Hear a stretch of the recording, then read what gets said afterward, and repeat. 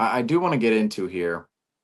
I think our biggest story of the night, quite frankly, just maybe the biggest story of the no, not the biggest story of the playoffs. Let's maybe the biggest positive story of the playoffs for the Celtics. Negative story wise, I think we know which one that is. But Yeah, well, a well big let's positive talk about story for the Celtics tonight was, of course, Mr. Luke Kornet, our player spotlight, our SeatGeek player spotlight tonight. Luke Kornet, of course, SeatGeek. Use code Celtics Weekly at checkout of your first purchase at SeatGeek for $20 off your first purchase at SeatGeek. SeatGeek has us all covered for all the best seats in sports. And of course, game six at MSG coming up, game seven, maybe at the TD Garden coming up as well. Who knows? But SeatGeek will have us covered for both of those games as well as they do tonight. They have us covered for player spotlight, which was Luke Kornet in game five versus the New York Knicks. 10 points, 9 rebounds, 7 blocks. No, folks, that is not a typo. 7 blocks for Luke Kornet tonight. 1 assist for Luke Kornet. 5 of 5 from the floor. A perfect 5 of 5 shooting from Luke Kornet. 100% out on the floor tonight. 1 steal and a plus 20 in the plus minus category. So Luke Kornet having himself really a career night in the NBA playoffs and an elimination game for the Boston Celtics. You could not have scripted this one up any better for Luke Kornet. And I'll even mention after last game, Luke Kornet, he played 8 minutes, grabbed 0 rebounds.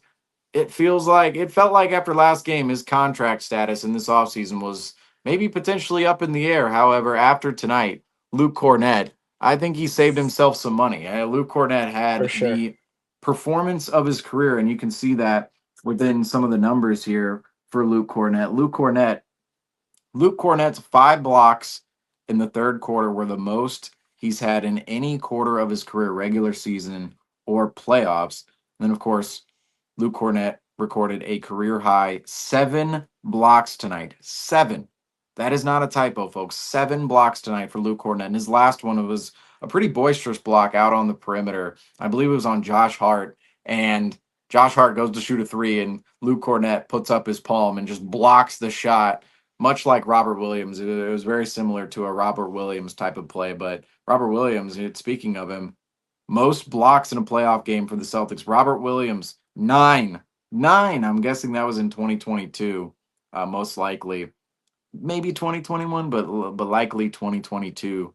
9 for Robert Williams. That's the record in Celtics franchise history for most blocks in a playoff game. But Luke Kornet, look, he's sitting there tied for second with Kendrick Perkins and Robert Parrish, Chief Robert Parrish down there with 7 as well. So Luke Kornet putting himself into some elite Celtics categories tonight, and of course this as well. Luke Kornet is the first player in NBA playoff history with at least 10 points, 9 rebounds, 7 blocks, and the first player to ever shoot 100% from the field as well in a game. So Luke Kornet doing it all for the Boston Celtics tonight. And of course, we brought up this graphic earlier. This was Luke Kornet. This was how Luke Kornet was feeling in game five. In an elimination game scenario for the Celtics, this was how Luke Kornet was feeling. And it's very much deserved to give Luke Kornet flowers and his praise tonight because Luke Kornet, I mean, come on. This was a big time performance out of Kornet. You could not have scripted it up any better after Kornet's performance in game four. It just wasn't, I felt like Kornet wasn't playing enough minutes really in this series, period. But in the minutes in which he was playing, I mean, he wasn't necessarily making a massive impact. There were moments where he wasn't grabbing rebounds. Last game, I mean, he played 8 minutes last game, came up with 0 rebounds, yet tonight comes up with 9 rebounds, 10 points, 7 blocks. And he played a good majority of the game because Kristaps Porzingis, he goes out, only plays 12 minutes, doesn't play the second half. However, you have Luke Kornet, he comes in, plays 25 and a half minutes tonight, 25-38 for the Celtics. And then in the second half, it was much bigger for Luke Kornet. It was 19:08 of that came in the second half. And it was just massive. Luke Kornet was absolutely massive on both ends of the floor. It felt like he brought another layer to the Celtics offense tonight. And then defensively, I mean, the 7 blocks, the deterring of the shots on the defensive end of the floor for Luke Kornet. Not only that, but just his positioning. I thought his effort was just through the roof as well tonight. Yeah. And this is just a perfect game for Kornet, because last game it really felt like, oh, he might have, this playoff run, it could have costed Luke Kornet a couple of dollars in the future, knowing his contract status this summer. He'll be a free agent, one of the Celtics' few free agents this summer.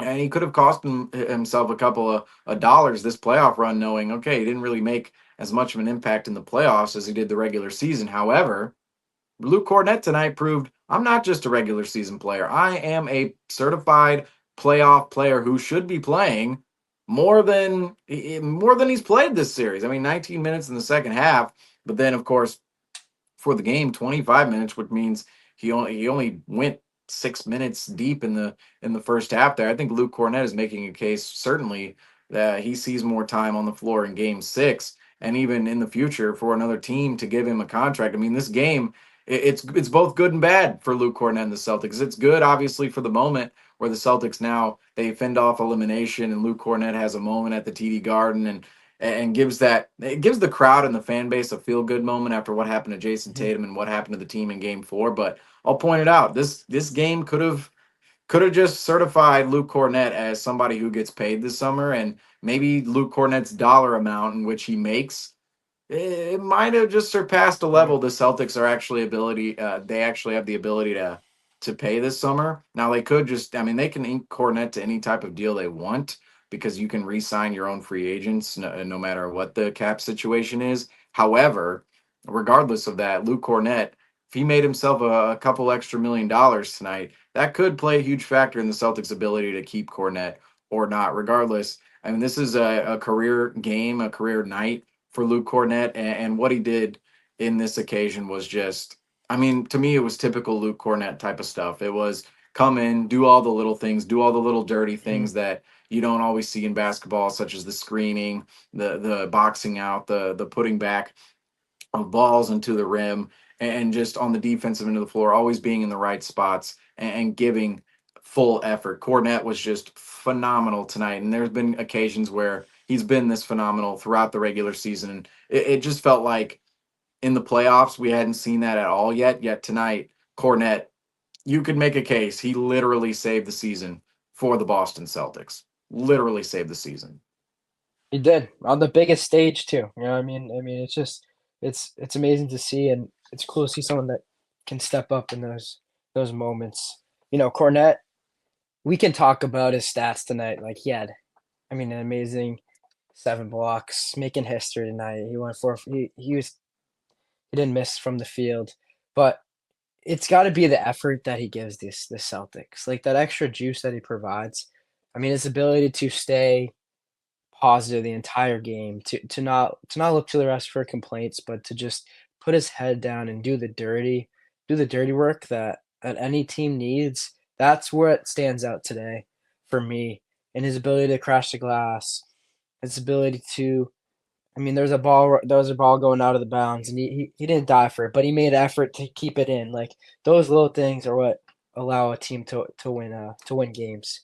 But then just offensively, his ability to really put pressure on the defense. Like we said in this we in the podcast earlier, right? Like there needs to be another layer to the Celtics offense. It just can't be knocking down threes. Like you have to be able to counter you have to be able to counter your main move, right? There has to be other layers to it.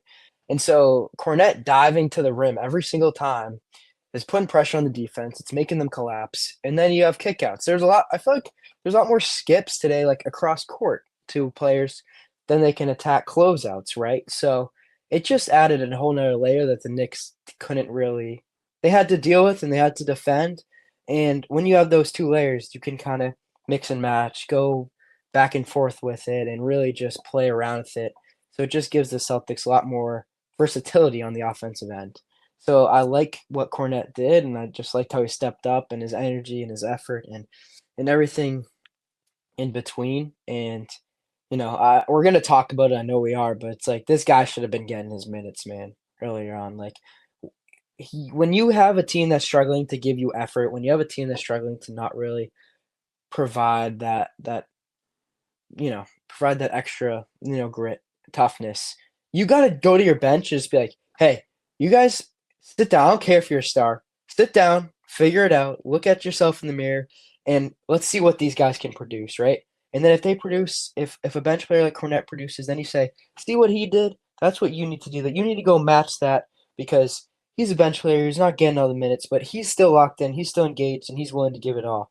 There needed to be more of a foot down saying, you guys are not doing what we need to do. We're going to give other guys some minutes and see what they can do. And I've had coaches across my entire life that have done that, and that's unfortunate. Unfortunately, it wasn't done. And now maybe Kornet could have gave us a win in a different series. I mean, in a different game.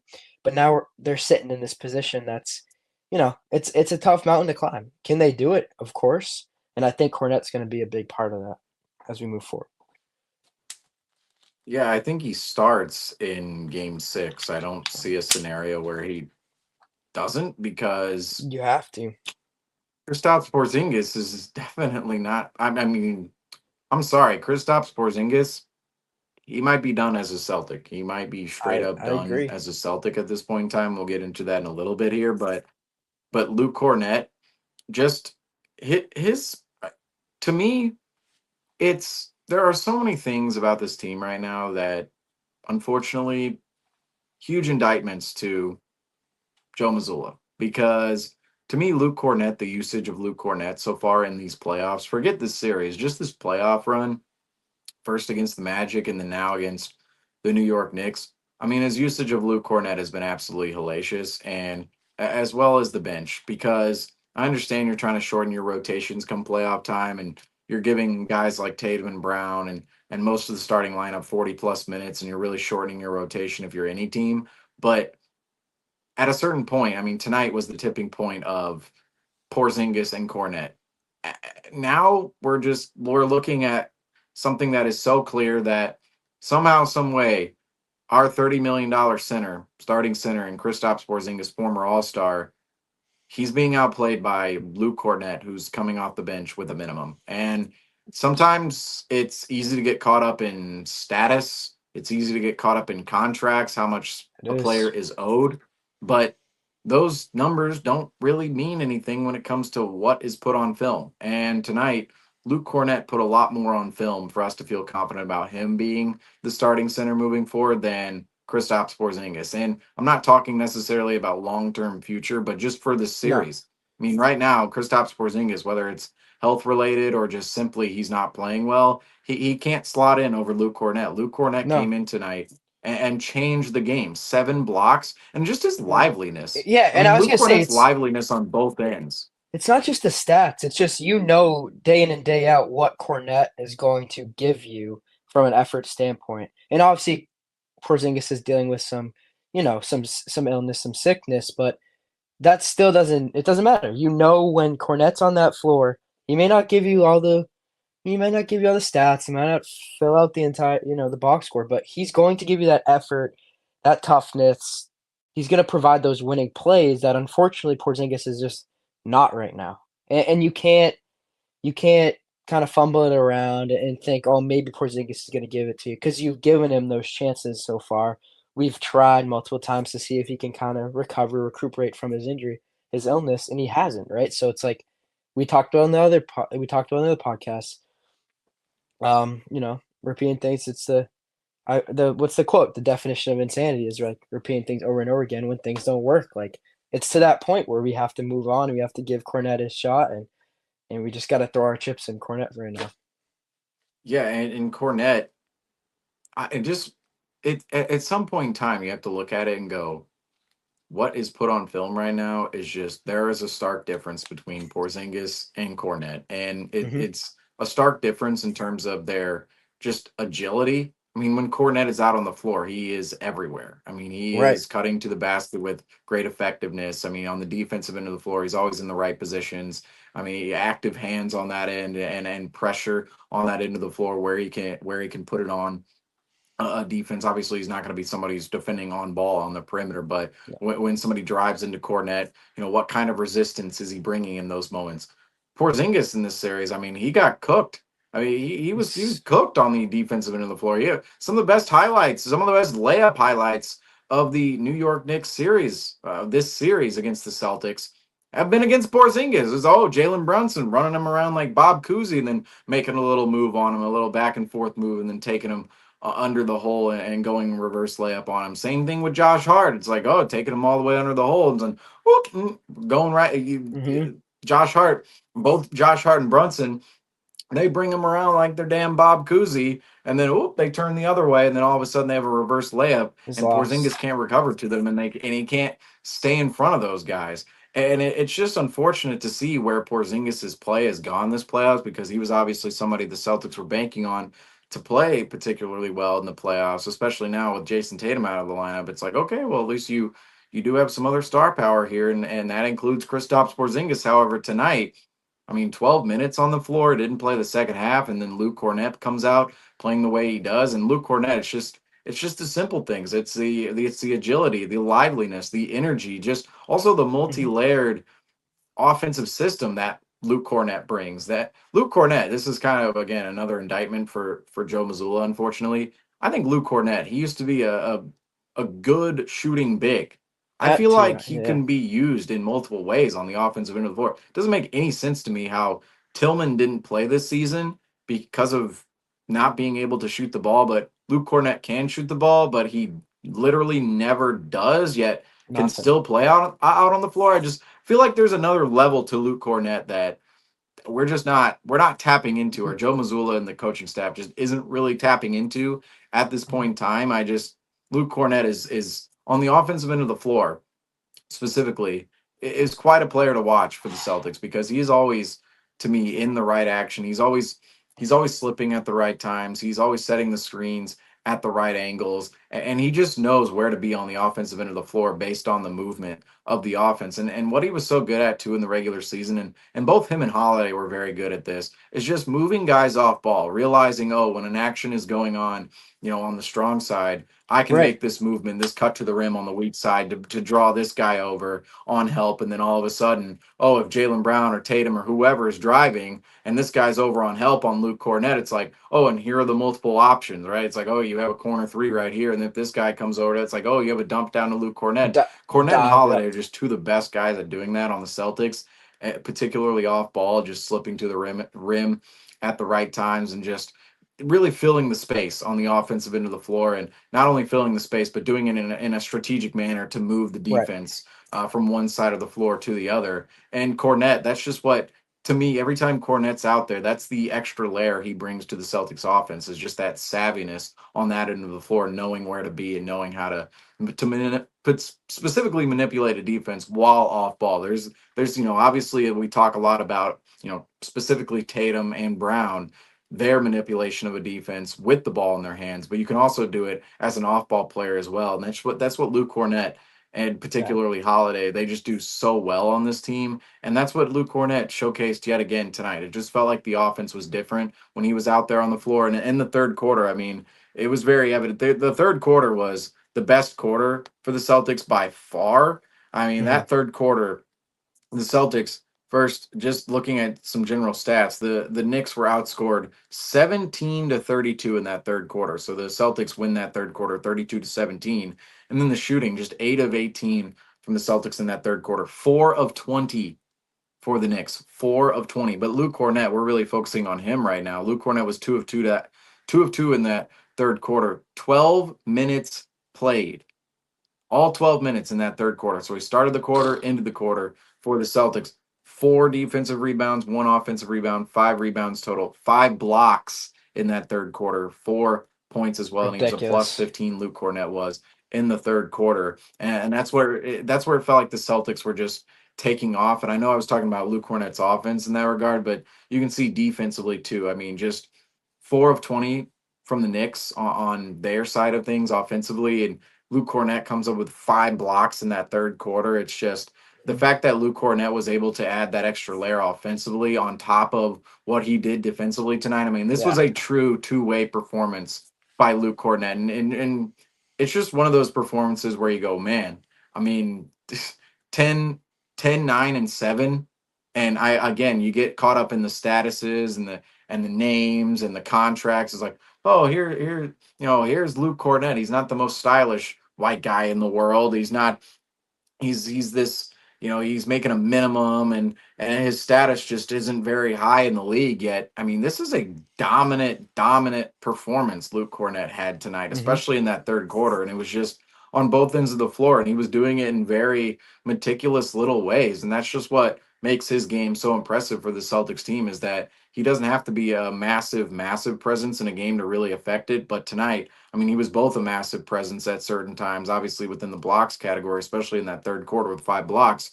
But just in doing all the little things tonight, Luke Cornett was just absolutely phenomenal. There's no other way to put it. Luke Cornett, No, there really he had a isn't. career game. This was his best. Luke Cornett tonight in game 5 of the 2025 Eastern Conference semifinals, a game after Jason Tatum goes out of the lineup. The Celtics drop a big game 4 at MSG to go down 3-1.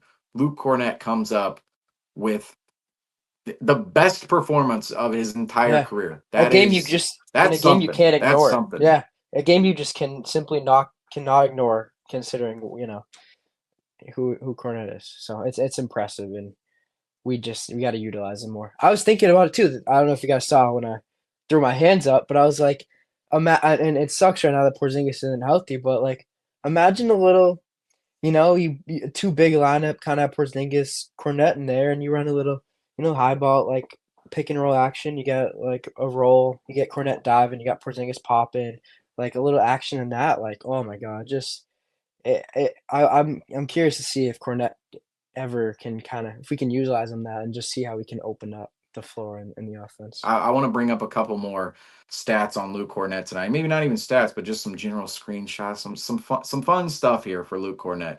First of all, here are the stats: top 10 in net rating in the 2024-25 NBA season. Luke Cornett, number 7.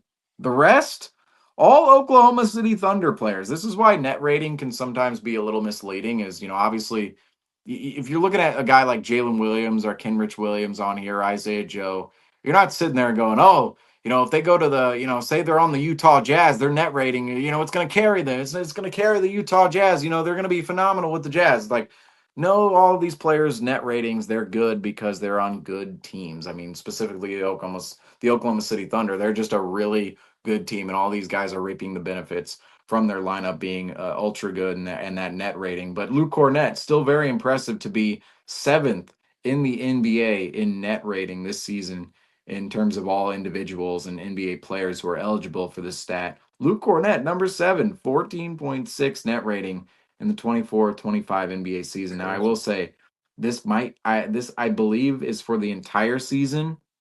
Obviously not specified, but I believe it's the entire season, including the NBA playoffs, if I'm not mistaken here. But Luke Cornett, regardless, I mean, he's going to be up in that upper echelon category of net rating this season. There are some stats for you right there on screen for Luke Cornett, and just look at some of the net ratings there. His on off plus 8.2 there. True shooting 69% for Luke Cornett.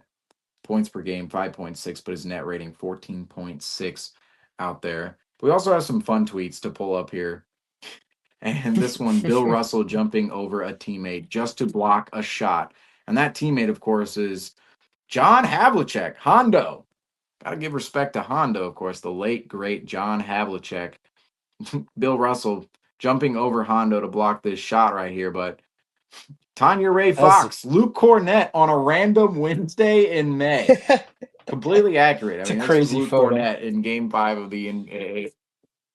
of this series against the Knicks. I mean, this is one of those photos that you look at and you go, "How have I never seen this before? Is this doctored? Right. Is this?" It It doesn't even doesn't look like feel it, but doesn't even feel it's real. like, how is this not? How do we not see this more often? How do we? Like, it should be an iconic photo in NBA history. I mean, it's not the prettiest of photos, the prettiest basketball photo, but it's a more insane photo more than anything Yeah. else. I'll That say right there that, was but that was the first time when they learned to get out of the way of the shot blocker. That was where it started, I bet. see, that's kind of like the details, all some of the little things in basketball that we've certainly come a long way on in Right, time. right, right. Certainly come a long way. But this one, this is just at the end of the night. Luke Cornett.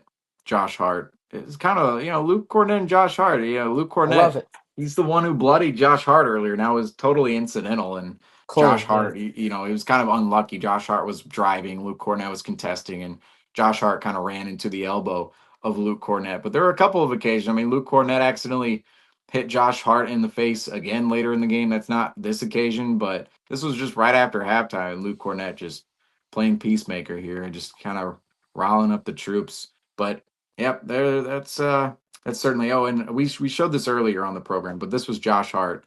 Luke Cornett bloodied up Josh Hart tonight, so don't come up in Luke Cornett's lane. Josh Hart learned the hard way, and of course, Luke Cornett Sharp just elbows. got to pull this one out again tonight. I mean, this one has to be AI. I'll say this. I found this on Twitter. I apologize to the person who posted it on Twitter. I don't have the hat tip here, but this has to be AI. It's too pristine. It's too pristine of a Luke Cornett photo to pass up.